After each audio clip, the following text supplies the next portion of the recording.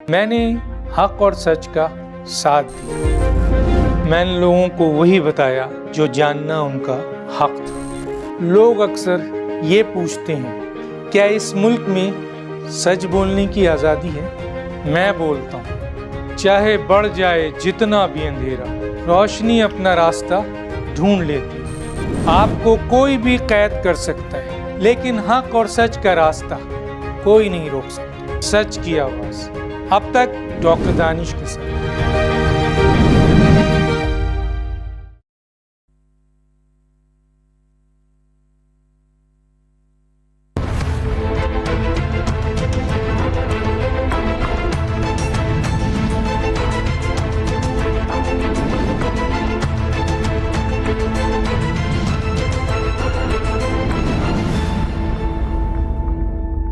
नाज़रीन अस्सलाम वालेकुम। डॉक्टर दानिश अब तक डॉक्टर दानिश के साथ हाजिर हैं।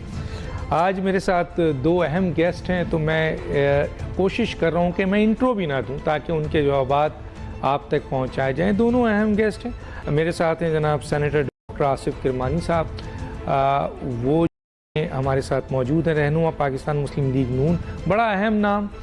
दूसरा भी अहम नाम है सेनेटर पलवशा खान, रहनुमा पाकिस्तान पीपल्स पार्टी। आप दोनों का बहुत शुक्रिया, आपने हमें ज्वाइन किया।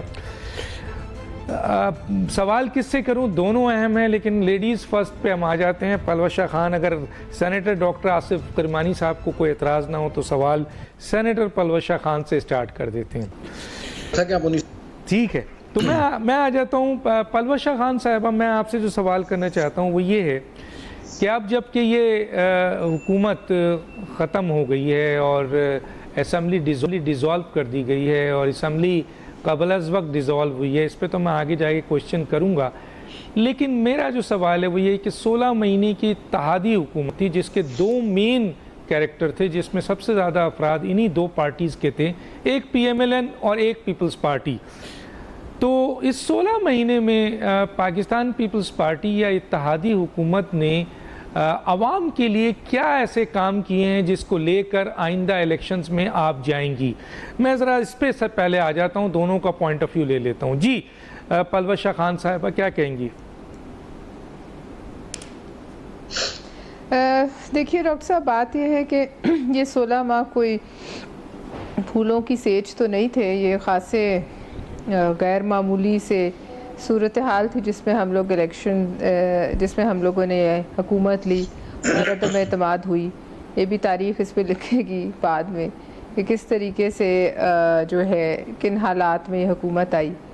और बहरहाल हमारे जो मुआशी मामलात हैं वो तमाम एनर्जी जो है इस हुकूमत की वो उसी को हल करते करते जो है वो सर्फ हो गई। मैं ये तो नहीं कह सकती कि बहुत आइडियल सिचुएशन है या बहुत जो ऐसे हालात हैं कि हम जो हैं उसमें लोगों के सामने बहुत झंडे गाड़ सकते हैं, लेकिन बहरहाल जो भी हालात थे उसमें जो बेहतरीन हो सकता था, यानी जिसने सबसे पहले मतलब पाकिस्तान के सर पे डिफ़ॉल्ट की तलवार लटक रही थी, गो कि उसके बदले में लोगों को बहुत कुछ बर्दाश्त करना पड़ा, लेकिन वो एक जो हम पे चिस्पा हो रहा था डिफ़ॉल्ट का लेबल, वो शायद हटा लिया गया फ़िलहाल। और उसके अलावा मैं समझती हूँ कि एक जो फितना इस मुल्क में पनप रहा था इमरान ख़ान की सूरत में, और जो उन्होंने इस मुल्क में एक इंतशार और जिस हद पर जाकर उन्होंने बगावत कराने की कोशिश की मुल्की अफवाज में, उसको हैंडल करना मैं समझती हूँ बड़ा काम था। अब उसमें ज़ाहिर है सारा क्रेडिट जो है वो सबकी तरफ जाता है। वो तमाम लोग जो इसके दौरे हुकूमत में इसको, जिसमें आप भी शामिल थे, इसको ललकारते रहे, पुकारते रहे, कहते रहे ये फितना है, और आखिर में जो आपने और हमने कहा वही सच साबित हुआ। और जिसके लिए वो कहते थे कि हम सब एक पेज पे हैं, वो बातें गलत साबित हुई, और जिस तरफ हम और आप इशारा कर रहे थे असल में जो है वही जिन बोतल से बाहर निकला। तो लिहाजा अब देखिए डॉक्टर साहब, इलेक्शंस जब भी होंगे तो उसमें अब ये तो अवाम ने फ़ैसला करना है कि वो किस चीज़ को ज़्यादा वोट देते हैं, किस चीज़ को ज़्यादा अहमियत देते हैं। क्या वे समझते हैं कि इन हालात में हुकूमत ने अच्छी मैनेजमेंट की या उनके आगे अपने जो ये ठीक है, आगे बात करता हूँ। मैं यहाँ रोकूंगा।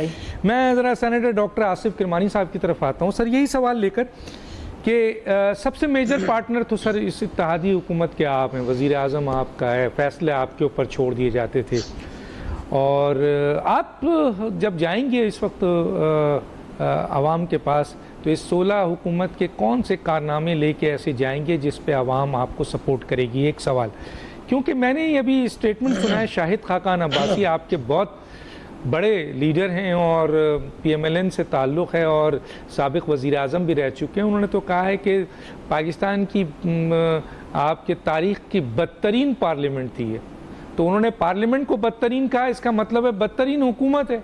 क्या कहेंगे सर? बिस्मिल्लाहिर्रहमानिर्रहीम। शुक्रिया डॉक्टर साहब। देखिए, आपका जो पहला सवाल है उस पर मैं आने से कबल ये दूसरा जो आपने शाहिद साहब के हवाले से बयान किया, वो मैं उस पर ज़रा अर्ज़ करना चाहता हूँ। मैं शाहिद साहब से, खाकान साहब से इत्तफाक करता हूँ, चूँकि ये वो पार्लियामेंट थी जो RTS को बिठा कर लाई गई थी, अगर आपको याद हो, और फिर जो यहाँ खेल तमाशे हुए वो आप सबके सामने है। इसलिए, और शाहिद साहब खुद उस पार्लियामेंट का हिस्सा थे और उन्होंने वहाँ सब कुछ देखा, हमने भी देखा, आपने भी देखा कि किस तरह जो लोग कहते थे कि रबर स्टैंप, वाकई रबर स्टैंप बनाई गई थी और ऑर्डिनेंस जारी हुआ करते थे ईवान सदर से, तो उस हद तक तो वो ठीक कहते हैं। जो कि मैं समझता हूँ कि उस पार्लियामेंट ने, और मैं यहाँ तक कहूँगा कि आज जो सेनेट भी मौजूद है, इसमें तमाम कानून साजियाँ हुई हैं, सब कुछ हुआ। अगर नहीं हुआ तो गरीब के लिए, रोटी के लिए, उसकी ज़िंदगियों में मयार ज़िंदगी को बेहतर बनाने के लिए, तालीम के लिए, सेहत के लिए, उस तरफ मैं समझता हूँ कि ये पार्लियामेंट डिलीवर नहीं कर सकी।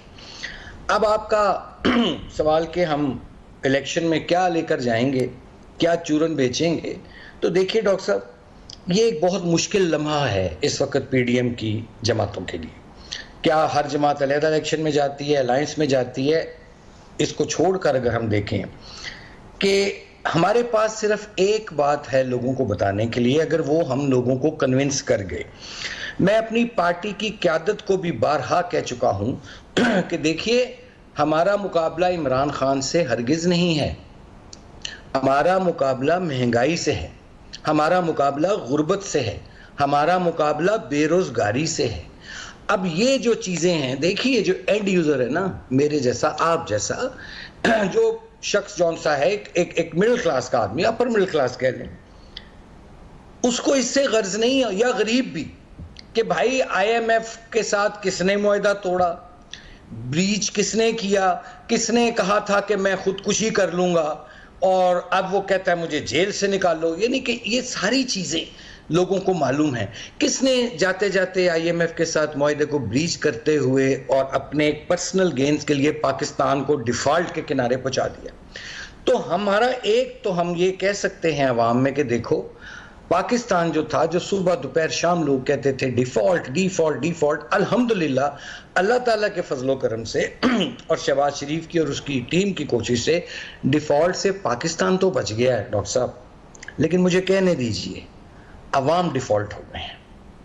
यानी आप ये देखिए कि जो ये गरीब जो है वो क्या इस्तेमाल करता है, वो AC तो इस्तेमाल नहीं करता, वो तो पंखा इस्तेमाल करता है, वो तो पंखा चलाने के काबिल नहीं रहा। बहुत दूर की बात है, बच्चों को तालीम क्या दिलवाएगा, सेहत का क्या करेगा। तो इन जनरल अगर देखा जाए तो मुश्किलात हैं, और ये पार्लियामेंट भी, और ये सिस्टम, मैं कहूँगा, मैं कोई गवर्नमेंट नहीं कहता होता, ये सिस्टम जो है ये डिलीवर नहीं कर सका। और तो सिस्टम को कौन चलाता है सर? ये सिस्टम को कौन चलाते हैं? सिस्टम का हिस्सा भी तो आप, फिर वही बात आ जाएगी डॉक्टर साहब। फिर मैं आपसे एक सवाल करूंगा कि जनाब मौलाना फजल रहमान साहब ने जब RTS बैठाई हुई पार्लियामेंट के कहा था कि इसमें शामिल ना हो, तो उस वक्त PMLN और पीपल्स पार्टी ने कहा था कि नहीं, हमें शामिल होना है।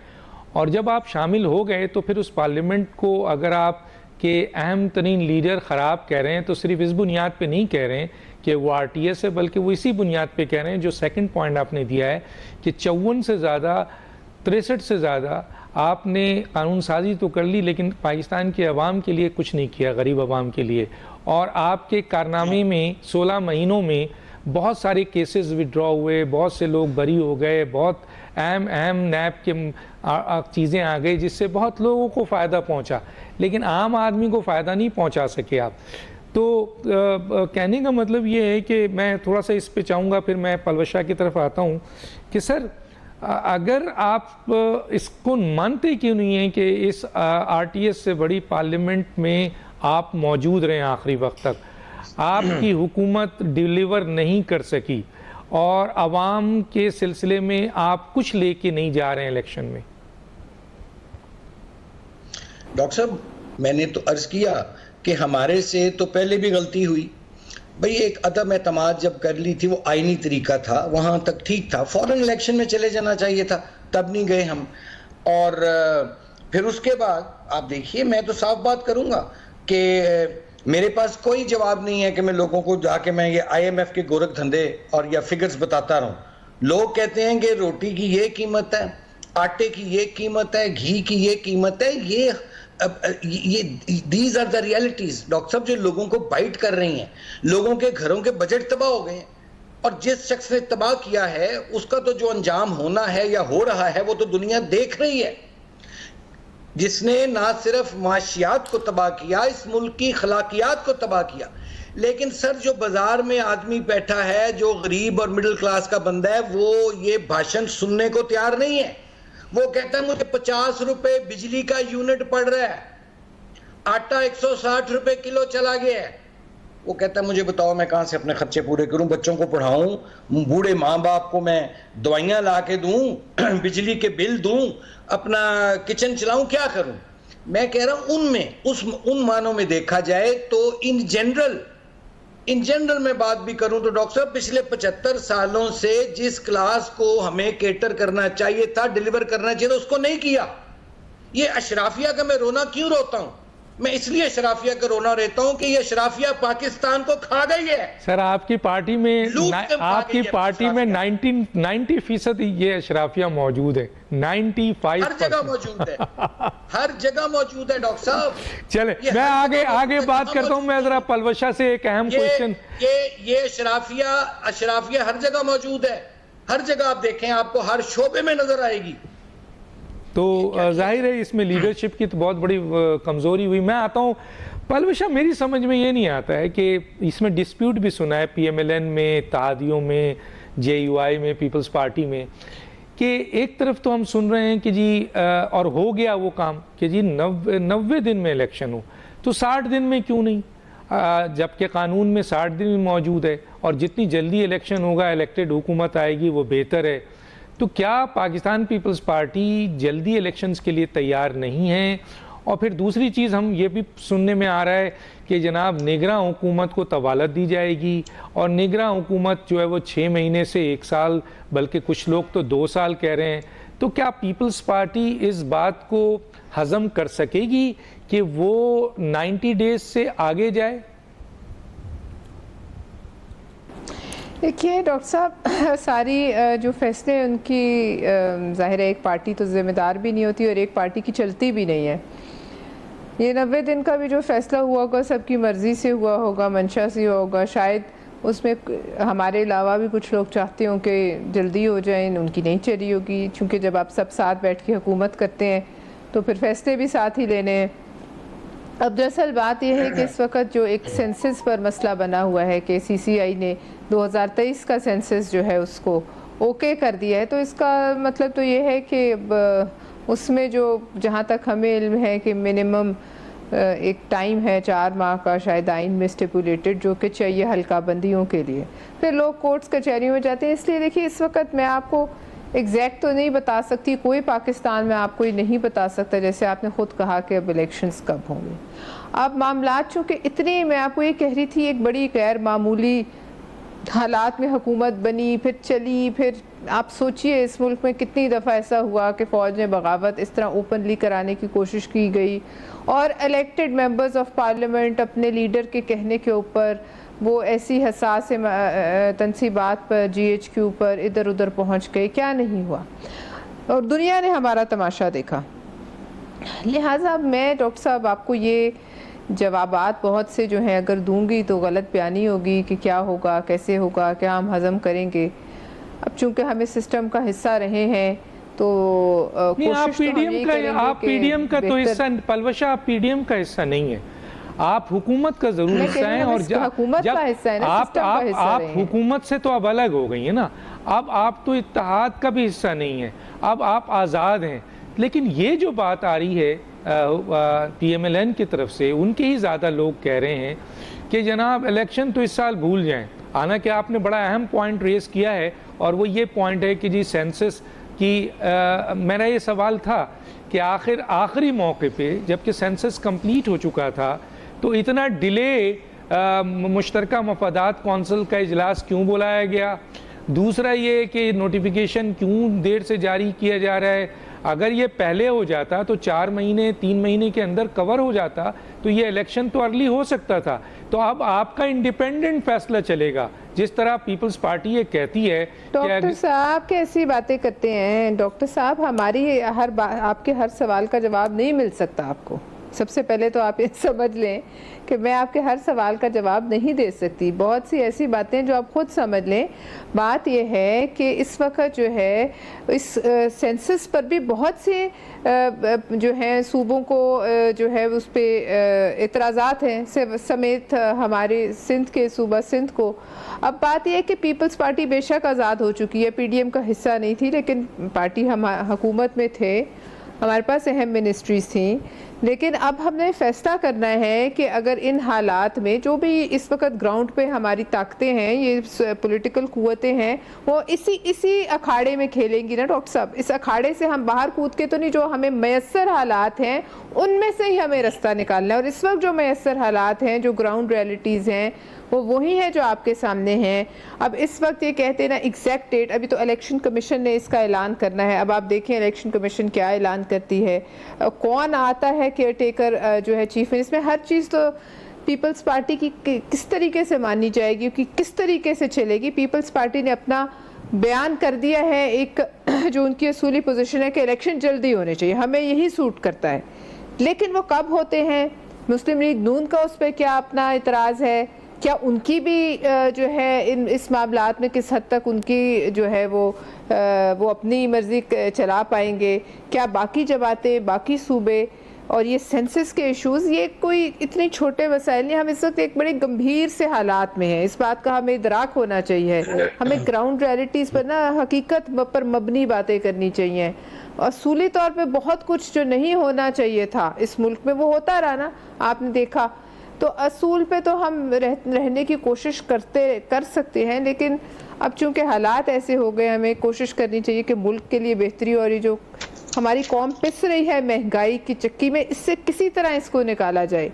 अब जो भी हुकूमत आती है उन्हें चाहिए कि जी जिस तरीके से भी हो ये बिजली का मसला हल करें, चाहे चाइना से लाकर यहाँ सोलर पैनल्स की फैक्ट्रीज लगाएं, लोगों को मुफ्त दें, भाई ख़त्म करें। सारा मुल्क सोलराइज हो जाना चाहिए अगले 5 साल में।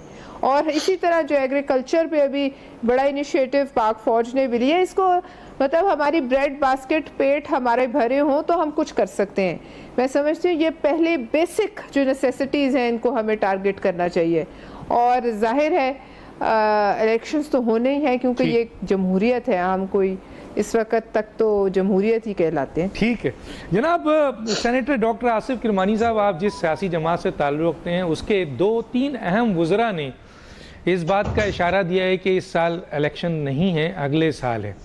अच्छा, सेंसस की जहाँ तक सवाल उठाते हैं वो मैंने सवाल उठा दिया है कि सेंसस, खुद पलवशा ने बता दिया कि भाई 4 महीना आप काफ़ी है सेंसस के लिए। लेकिन जब कोई ये कहता है कि इस साल इलेक्शन नहीं है, 1 साल इलेक्शन डिले होगा, 2 साल भी हो सकता है, तो सर पीपल्स पार्टी तो स्ट्रेट अवे कह रही है कि नहीं जी विद इन द लिमिट जो है इलेक्शन कराएं। PMLN इलेक्शन से भाग रही है, आगे जा रही है, डिले कर रही है, और निगरां हुकूमत को वो टाइम दे रही है ज़्यादा से ज़्यादा। आखिर क्यों? मेरे पास तो उसका जवाब है, लेकिन मैं आपसे सुनना चाहता हूँ। देखिए डॉक्टर साहब, ये पार्टी में ज़ाहिर है राय मुख्तलिफ पाई जाती हैं। कोई लोग चाहते होंगे कि इलेक्शन जो हैं वो 60 दिन के अंदर हो, कुछ लोग चाहते होंगे 90 दिन में हो, कुछ लोग चाहते होंगे जी शायद और आगे चले जाएं। वो हर एक के अपने अपने रीजंस मौजूद होते हैं, लेकिन मैं ज़ाती तौर पर ये समझता हूँ कि इलेक्शन टाइम पे होने चाहिए। देखिए डॉक्टर साहब, यहाँ हुआ क्या है भला, यहाँ अब तक जो सियासत हुई है वो मईशत को खा गई है। इसलिए इस वक्त मैं समझता हूँ कि सियासत जो है वो एक सानवी दर्जा रखती है। असल इस वक्त जो चैलेंज है, इशू है, वो है मईशत का, इकोनॉमी का। अगर आपकी इकोनॉमी स्ट्रांग होगी, ये लोग जो बातें करते हैं ना कि सियासी इस्तेहकाम होगा तो ये नो, आपकी मईशत को स्ट्रांग जब तक नहीं करेंगे सियासी इस्तेहकाम नहीं आ सकता। यहाँ जो लोगों के हालात हैं उसमें ज़रूरत समर की है। मुझे ये बताइए, चलिए हम कहते हैं इलेक्शन हो जाते हैं 3 महीने में, एक मफरूज़ा है, कर लेते हैं जी इलेक्शन, देन व्हाट? ये मैं एक बीइंग अ डेमोक्रेट बात कर रहा हूँ। जब मैं माजी देखता हूँ कि पिछले 75 सालों में कितनी दफ़ा इलेक्शन हुए, बारहा हुए इलेक्शन। मुझे ये बताइए कि कॉमनर का उसका स्टैचर जो था या उसका life style, quality of life में कोई बेहतरी आई है? सवाल असल ये है कि जो पाकिस्तान जिन लोगों सर ऐसा करें ना, जो नेगरा हुकूमत आ रही है उसको आप 5 साल दे दें सर। फिर अच्छा नहीं, मैं ये फिर दे दें ना, 5 साल दे दें उसको। अगर आप समझते हैं कि वो आवाम के मसाइल हल कर सकती है तो फिर उसको दे देना, और आप अपनी नाकामी मान लें कि हम नहीं कर सकते। मैं नाकामी की बात नहीं कर रहा या कामयाबी की, मैंने तो आपको कहा 75 सालों की एक तारीख है और उस तारीख का हम भी हिस्सा हैं। अब आपके सामने 2 रास्ते हैं। मैंने तो ये किया, मैंने तो पहले कहा कि 3 महीने में इलेक्शंस होने चाहिए, लेकिन क्या 3 महीने में जो मईशत आपकी ज़बू हाली की तरफ गई हुई है, जिस तरह पीटीआई और इमरान खान ने बैंड बजाया है मईशत का और इस वो क्या ठीक हो जाएगी? तो 1 साल बाद हो जाएगी। 1 साल बाद हो, 1 साल बाद केयर टेकर हुकूमत जिसकी आवाम में जड़ें नहीं है वो मईशत दुरुस्त कर देगी सर। डॉक्टर साहब, मैं सपोर्ट नहीं कर रहा कि जो चीज आप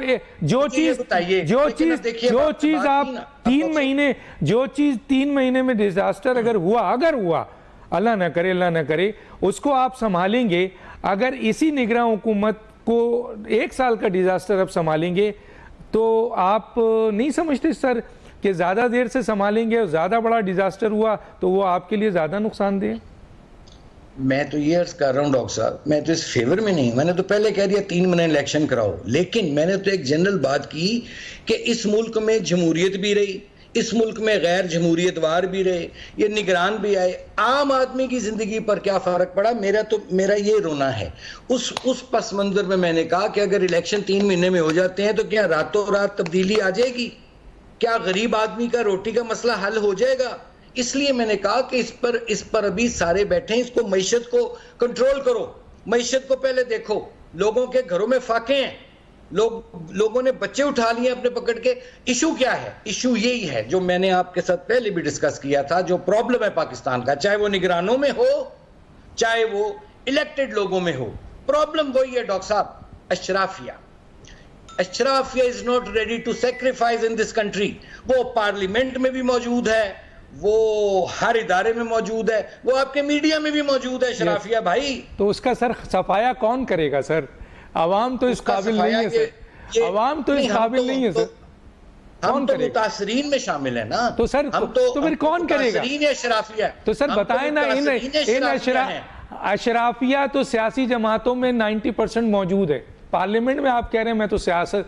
तो आप ये मुझे बताइए कि अशराफिया को खात्मा कौन करेगा? मैं अगर नवाज शरीफ हूँ, ये अवाम करेगी, अवाम करेगी जब ये अशराफिया को वोट नहीं डालेगी। सर वोट की आप समझते, आपने अभी खुद कहा सर कि इस 2018 के इलेक्शन, उससे पहले इलेक्शन पाकिस्तान के अंदर इलेक्शन एक जुल्फ़िकार अली भुट्टो साहब का हुआ था जो कि कहा जाता है कि फेयर इलेक्शन है। बाकी तो सारे सर वो जो डिसाइडेड इलेक्शन है और उसमें आपकी हुकूमतें आती रही हैं। तो अवाम के वोट की अहमियत कहाँ है सर? आरटीएस बैठाकर अवाम के 70 लाख वोट को ट्रांसफर कर दिया पीटीआई में। तो सर आप किस अवाम बेचारे से, लूली लंगड़ी मरी हुई अवाम से आप कह रहे हैं कि वो सिस्टम तोड़ दे, और इतने पावरफुल लोग सिस्टम में बैठे हैं। चले मैं आगे आता हूं। मैं जरा आप समझते हैं, मैं पलवशा को जरा एक एंगेज मिनट, अगर ये अवाम फिर अपनी हालत खुद नहीं बदलेगी तो कोई दूसरा आके इसकी हालत नहीं बदलेगा, फिर बैठ करें घरों में, फिर इसी तरह महंगाई का भी सामना करें और अल्लाह तो इसका मतलब है कि वर्कर्स क्लास अपनी लीडरशिप के खिलाफ खड़ी हो जाए कि आप अशराफिया को असम्बली के वोट ना दें, बल्कि ऐसे लोगों को वोट दें जो पढ़े लिखे हैं, सुलझे हुए हैं, पॉलिटिकल लोग हों, जो बासलाहियत हों, क्योंकि ऐसे लोग जाते हैं वहाँ तो कानून साजी भी वो अपने फेवर में करते हैं। तो वर्करों को अपनी लीडरशिप के खिलाफ खड़े हो जाना चाहिए। ये हमारी बात जारी है नाज़रीन, एक छोटा सा ब्रेक लेते हैं फिर वापस करते हैं।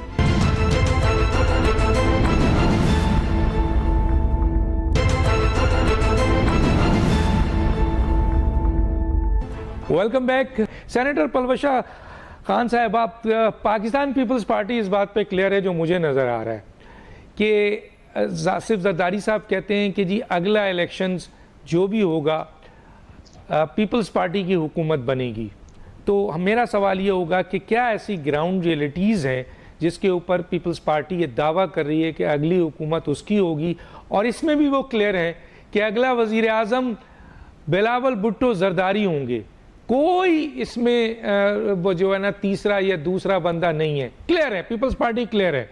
तो आप बताएंगी कि अगले इलेक्शंस में वाकई पीपल्स पार्टी इस पोजीशन पे है? क्योंकि हमें तो ये लगता है कि 172 सीटें लेना किसी भी सियासी जमात के लिए बड़ा मुश्किल हो जाएगा। देखिए डॉक्टर साहब, ये सियासी पोजीशनिंग है, हम सियासी बात करते हैं, ये हमारी कोशिश है कि ये हो, और कोशिश हर जमात कर सकती है। कल को कोई भी कह सकता है कि हम अगला वज़ीर आज़म, और अपनी जमात में से ज़ाहिर है सबको पता होता है कि किसने वज़ीर आज़म बनना है। तो लिहाजा ये एक हम दावा तो नहीं करते जैसे इमरान खान खुदाई दावे करता था, फिर उसका नतीजा वो कहते थे ना कि अगले 5 साल भी हमारे, उससे अगले 5 साल भी हमारे। मैं तो बजाते ख़ुद इस किस्म के दावों को गलत समझती हूँ, लेकिन हम एज अ पार्टी कोई खुदाई दावा नहीं कर सकते, कोई भी नहीं कर सकता। हम कोशिश करेंगे कि ऐसा हो, हमें उम्मीद हो सकती है कि ऐसा हो सकता है। हमारी पॉलिटिकल स्ट्रैटेजी में जो हम 2+2 4 कर सकते हैं, हम सोच सकते हैं कि हम कहाँ से जीत सकते हैं, कौन सी सीट्स पे, किस सूबे में, कहाँ हमें फ़ायदा हो सकता है। लेकिन जाहिर है आखिर में क्या होना है वो तो मतलब जनरली भी किसी को नहीं पता होता, लेकिन इस मुल्क में भी जाहिर है कुछ नहीं कहा जा सकता डॉक्टर साहब। इसीलिए आप किरमानी साहब को ग्रिल करें, बहुत से आपके सवालात ऐसे हैं जो जवाबात हम लोग नहीं दे सकते, हमें नहीं पता, हमें खुद नहीं पता कि कल को क्या होना है। क्या आप मुझे कोई ऐसी फैसला मतलब कोई ऐसी डेट दे सकते हैं हतमी के जिस पे इलेक्शन हो जाए? हम तो अपनी डिमांड कर सकते हैं कि वक्त पे हो। इसका मतलब है कि पाकिस्तान की दो बड़ी सियासी जमातें जो हुकूमत का हिस्सा भी थी, और बहुत बड़ी जमात है, बहुत बड़ी, जिसके पीछे अवाम की एक बहुत बड़ी तादाद है, वो 2 सियासी जमातों के रिप्रेजेंटेटिव ये टीवी पे नहीं बता सकते हैं कि अगला इलेक्शन जो है वो 90 दिन में होना चाहिए या 6 महीने में होना चाहिए। ये बता सकते हैं कब होना चाहिए, लेकिन ये नहीं बता सकते कब होगा। होना तो वही चाहिए जो लिखा हुआ है, जो आप चाहेंगे वही होगा। तो बहुत सी चीजें नहीं होनी चाहिए थी, तो जो आप कैसे चाहेंगे? हमारे पास क्या ऐसी, जो आप चाहेंगे वही होगा। हुकूमत से बाहर है डॉक्टर साहब, 2 बड़ी सियासी जमातें हैं आप लोग, आप जो चाहेंगे वो होगा। डेमोक्रेटिक सिस्टम में तो हम नहीं डॉक्टर साहब, आप किस दुनिया की बातें करते हैं डॉक्टर साहब? हम इस वक्त हुकूमत से बाहर आए हुए, हमें अभी कितने घंटे हुए, कुछ घंटे हो गए तो हकीकत पे मबनी रहना चाहिए। वी आर नॉट, अभी हमारे पास कल तक हम हुकूमत का हिस्सा थे, लेकिन अब इधर से हम जो लिखा हुआ है आइन में वो होना चाहिए। बहुत सी चीज़ें जो होनी चाहिए थी वो नहीं हुई इस मुल्क में, लिहाजा सब कुछ जो आज हम भुगत रहे उन चीज़ों की वजह से हुआ। जो तजाद तो आप दोनों के दरमियान है, तजाद तो आप दोनों के दरमियान है। पीपल्स पार्टी कह रही है 90 दिन में हो, पीएमएलएन कह रही है 1 साल में। कल एक तकरीर की ना, तकरीर की बड़ी, उस पर बहस भी हो रही है, बहुत सी जो बातें आप कर रहे हैं उन्होंने उसमें एड्रेस की, खुद कहीं आपने देखा ना वो जो उन्होंने आखिरी अपनी स्पीच की है पार्लियामेंट फ्लोर पे, तो उन्होंने यही कहा कि हालात ऐसे हैं कि अगले 3 दहाइयों तक हालात को हमें बेहतर करने की कोशिश जो है वो करनी पड़ेगी, क्योंकि हालात तगरगुई हैं। सियासी हालात कौन से मतलब इतने इस वक्त मैं यहाँ पे मतलब दावा मैं कह दूंगी जी 90 दिन में इलेक्शन हो जाएंगे, फिर आप मुझे मैं एक ऑब्जेक्शन यहाँ करना चाहता हूँ। कितनी अच्छी ये सियासी जमातें हैं, 11 की 11, जिनको कोई अपोजिशन अब सामना नहीं है। इमरान खान साहब जो पॉलिटिकल अनस्टेबिलिटी पैदा कर रहे थे वो अब बिहाइंड द बार हैं, उन पे कई केसेस हैं, शायद वो आ ना सके। इस वक्त तो पाकिस्तान की तमाम सियासी जमातें एक पेज पे हैं, और अगर वो पाकिस्तान की आवाम को इन मसाइल से निकाल नहीं सकते और उनके दरमियान डिफरेंसेस हैं इलेक्शन कराने के अपने मफादात की बुनियाद पर, तो फिर तो ये लम्हे फिक्रिया है। देखिए डॉक्टर साहब, अपने मफादात की बुनियाद पे मैं नहीं किसी पे इल्ज़ाम लगा सकती, लेकिन जो हकाइक है अभी एक फड्डा तो पड़ा हुआ है ना, एक सेंसस है, उस पर हर सूबे को इतराज़ है, उस सेंसस को CCI पास कर चुकी है। अब वो किस तरीके से जल्दी, अब इलेक्शन कमीशन का काम है इंतखाब करवाना, इलेक्शन कमीशन ने हमें बताना है कि वो किस तरीके से कितनी जल्दी इन मामलात को, हल्का बंदियों को दुरुस्त कर सकते हैं। और कुछ लोगों का ख्याल है वो कर भी सकते हैं, उनमें कैपेसिटी है, तो अगर हो सकता है तो हमें तो इलेक्शन वक्त पे होने में क्या एतराज़ हो सकते हैं डॉक्टर साहब, हम तो कह रहे हैं जल्दी हो जाए। लेकिन अगर नहीं होता, इसके बाद हम आज तो हम हुकूमत में नहीं है, ना मैं हूँ ना किरमानी साहब हैं। ये अब मुझे किरमानी साहब की जमात से थोड़ा सा एतराज़ है कि बयानिया की जो जंग थी वो इनकी जमात के पास थी, वजारत, वो बयानिया नहीं हम बना सके। वो बयानिया जो इनकी जमात ने बनाना था, क्योंकि वजारत इनके पास थी, वो बयानिए में लचक रह गई। अब जाहिर है अब हम हुकूमत से बाहर हैं, अब हम लोगों के पास वो अथॉरिटी नहीं है, हम अब अपनी अपनी जमात की बात कर सकते हैं। और अगर कोई इत्तेहाद आइंदा आने वाले दिनों में रहता है या बनता है या कोई इलेक्टोरल अलायंस होता है, फिर एक अलग सिचुएशन है। लेकिन इस वक्त जो है डॉक्टर साहब, हम सब कल तो हुकूमत से हैं, चंद घंटे पहले बाहर निकले। अच्छा, निगरान वजीर आजम कौन है? आखिरी सवाल, एक सवाल का जवाब दे दें, अगला निगरान वजीर आजम पीपल्स पार्टी का। मुझे पीपल्स पार्टी का मैं कह रहा हूँ, मैं छोड़े आप किसी और का। आप माशाल्लाह प्रोग्राम से पहले जो है एडवाइस कर रही थी किसी न किसी निगरान वजीर आजम के लिए, तो हमें भी उसमें शामिल करें। नहीं, मैं मेरे से पूछ रहे हैं, जी मैं आपको कह रही थी, मैं बड़ी कंफ्यूज हूँ किसका नाम लूँ। नहीं, निगरान वजीर आजम का मुझे डॉक्टर साहब इल्म नहीं है। तो ये पीपल्स पार्टी के नाम से आ रहा है कि उन्होंने अब्बास जिलानी का नाम दे दिया है, तो तसद्दुक जिलानी साहब का नाम दे दिया है। क्या पीपल्स पार्टी ने ऐसा कोई नाम दिया? चलें इतना बता दें, मैं फिर आगे जाता हूँ।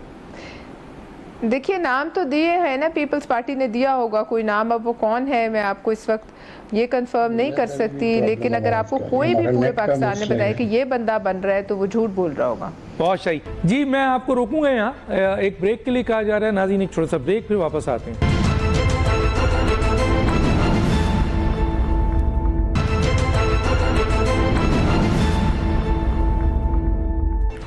वेलकम बैक नाजरीन। सेनेटर डॉक्टर आसिफ किरमानी साहब, मेरी आवाज़ आ रही है आपको? जी जी आ रही है। ये बताइए कि पीपल्स पार्टी तो क्लियर है सर अपने अगले इलेक्टेड प्राइम मिनिस्टर के लिए, बिल्कुल क्लियर है, और वो ये भी कह रहे हैं कि जी 90 डेज़ में इलेक्शन होना चाहिए, ठीक है सर। और वो ये कहते हैं कि अगली हुकूमत उनकी भी है, उन्हीं की है, और वज़ीर आज़म भी उन्होंने अनाउंस कर दिया है। लेकिन सर PMLN के अंदर हमें ये अंदाज़ा ही नहीं हो रहा है कि कौन वज़ीर आज़म होगा।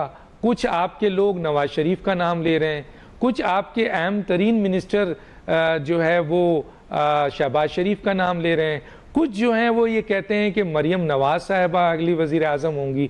तो सर यहाँ पर हमें क्लियर करें। और एक बयानिए के हवाले से बात हुई थी जो कि पलवशा ने उठाया कि बयानिया हुकूमत की ये मिनिस्ट्री, लेकिन सर 85 की हुकूमत में एक मिनिस्ट्री वजारत इत्तलात की आपके पास थी, और 16 महीने में मैं यहाँ गिनवा सकता हूँ कि इस इत्तेहादी हुकूमत ने क्या काम किया। लेकिन इस मिनिस्ट्री ने सर आवाम को ये बता ही नहीं सकी कि इस इत्तेहादी हुकूमत की अचीवमेंट क्या है 16 महीने में। तो नाकाम तरीन वजारत इत्तलात आपकी रही सर, इस पे क्या कहेंगे? अच्छा डॉक्टर साहब, आपने काफी बातें कर दी हैं और सवालों के अंदर ही आपने जवाब भी दे 2-3 सवाल है, लेकिन 4 मिनट आपके पास है। अच्छा, सर अब मैं बात करता हूँ। गुजारिश ये है डॉक्टर साहब, देखिए वजीर आजम कौन होगा, मैं तो जाती तौर पर बड़ा क्लियर हूँ। मेरा वजीर आजम कल भी नवाज शरीफ था, मेरा आज भी वजीर आजम नवाज शरीफ, और मेरा आइंदा भी आने वाला वजीर आजम नवाज शरीफ होगा। लेकिन असल में जो ये तो मेरे जज्बात है ना, लेकिन एक पार्टी का आइन है, एक पार्टी का तरीकाकार है, उसके मुताबिक जो भी पार्टी, मैं नहीं कहता पीपल्स पार्टी जीतती है, गुड, हमें लोग मौका देते हैं, अल्हम्दुलिल्लाह, लेकिन होना एक तो तरीका ये होता है कि पार्लिमानी पार्टी का इजलास मुनक्कद किया जाएगा, उसमें मुशावरत के साथ फिर आप अपना leader of the house pick करेंगे। ये तरीका पहले भी होता था और लोग नवाज शरीफ साहब को देखना चाहते थे, अब भी लोग नवाज शरीफ साहब को ही देखना चाहते हैं। खुद शहबाज शरीफ साहब ने कहा है कि ये उनकी अमानत है, सदारत भी और तमाम चीजें, तो ये तो हमारा तय है। अगले कैबिनेट में भी आप नहीं होंगे अगर शहबाज शरीफ वजीर आजम रहे, जो आपकी स्टेटमेंट है सर। नहीं, मैं तो वैसे भी I am not interested, neither I am interested nor available, ये लिख लीजिए मेरी बात। उसकी वजह है कि मैं किसी ऐसे उसमें हिस्सा क्यों बनूं कि जिसमें मैं डिलीवर ना कर पाऊं, मुझे बताइए। अभी आपने बात की कि जी अवाम की और मसाइल की, देखिए नहीं, एक सवाल सर, एक सवाल बड़ा खूबसूरत सा है। आसिफ अली जरदारी ने अपनी पोजीशंस को, एक दफ़ा वो सदर बने, उन्होंने अपनी पोजीशंस को किया कि नहीं यार, अब बेटा आना चाहिए मेरा, और उन्होंने उस बेटे को फॉरेन मिनिस्टर बनाया और माशाल्लाह वो बड़ा मंच गए हैं सरकारी लेवल पर, और बड़ा उनका जो है वो सामने अब नज़र आ रहा है कि वो वज़ीर आज़म बन सकते हैं। नवाज शरीफ साहब ने अपनी बेटी को, जिसका फ्यूचर है, नवाज शरीफ का फ्यूचर नहीं है, नवाज शरीफ ने 3 दफ़ा वजारत उज़्मा कर ली सर, फ्यूचर है बेनज़ीर का, वो मरियम नवाज का, ना नवाज शरीफ उनको प्रोमोट कर रहे हैं ना PMLN प्रोमोट कर रही है सर, इसका जवाब दें सर। नहीं डॉक्टर साहब, ऐसी बात नहीं है। अच्छा लगे लोगों को या बुरा लगे, देखिए मरियम नवाज को लोगों ने एक्सेप्ट किया है, और क्यों किया एक्सेप्ट, मैं ये समझता हूं चूंकि लोगों को मरियम नवाज शरीफ में नवाज शरीफ नजर आता है, ठीक है ना जी, वो उसकी एक्सेप्टेंस है, उसको वोटर भी पसंद करता है, PMLN का सपोर्टर भी पसंद करता है, और सारे जो नवाज शरीफ के चाहने वाले हैं वो तो मरियम में देखते हैं नवाज शरीफ को, ठीक है ना जी। तो जाहिर है अभी जो बिलावल भुट्टो साहब ने भी एक असेंबली में तकरीर की है और उन्होंने मुखातिब किया है अपने वालिद मोहतरम को भी और नवाज शरीफ साहब को भी, और एक उन्होंने कोई इस्तदा की है, तो बड़े अहम वो नुकात हैं कुछ उनकी तकरीर के, और मैं समझता हूं कि ठीक है बिलावल ने अपने आप को ग्रूम किया है, तो उसके साथ साथ उन्होंने अगर हुकूमत में रह के अपने आप को ग्रूम किया है, तो मरियम ने अपोजिशन में रह के इमरान खान के दौर में जेलें काट कर, सख्तियां बर्दाश्त कर कर अपने आप को एक पॉलिटिकल ग्रूमिंग उसकी भी हुई है। तो मैं समझता हूं कि लेकिन अल्टीमेटली नवाज शरीफ ऐलान कर दें ना सर, वहां से कायद हैं, कौन उनकी बात मना करेगा? जिस तरह आसिफ जरदानी ने ऐलान कर दिया कि अगला वजीर आजम बिलावल होगा, तो इनकी CCC की किसी बंदे ने एतराज नहीं किया, तो नवाज शरीफ भी ऐलान कर दें अगला वजीर आजम आपके जो है मरियम नवाज होंगी, तो सर इसमें कौन सी लॉजिक है? 50 आपके पास 35 सेकंड है सर। इलेक्शन से पहले मियां साहब कैसे ऐलान कर सकते हैं किसी वजीर आज़म? सर हो जाता है ऐलान सर, ये जमहूरियत है, ये नामजदगी तो नहीं है, नॉमिनेशन तो नहीं है, हो जाता है सर। कौन सी जमहूरियत है सर, कौन सी जमहूरियत है? 90% अशराफिया आपकी पार्टी का हिस्सा है सर, 90%। नहीं, लेकिन कोशिश तो करनी चाहिए सर। कम से कम दुनिया में सबसे बड़ी जमहूरियत जो है वो इंडिया है कहा जाता है, हालांकि मैं भी नहीं मानता, लेकिन वहां भी अनाउंस कर देते हैं कि अगला वजीर आजम जो है हमारा ये बंदा होगा। नवाज शरीफ साहब नहीं कर रहे हैं कि मेरी बेटी होगी। आपकी इस ख्वाहिश को मैं उन तक जरूर पहुंचाऊं। चले सर, बहुत शुक्रिया आपका, माफ़ी चाहता हूँ आप लोगों को तंग करने का। मेरा ख्याल है पलवशा के पास शायद मोबाइल पे कोई नाम निगरान वज़ीर आज़म आ चुका है, लेकिन वो हमें नहीं दे रही हैं। बहरहाल ऑफ द रिकॉर्ड हमें ज़रूर भेज दीजिएगा। दोनों मेहमानों का शुक्रिया। डॉक्टर दानिश को याद दीजिए। अल्लाह हाफिज़।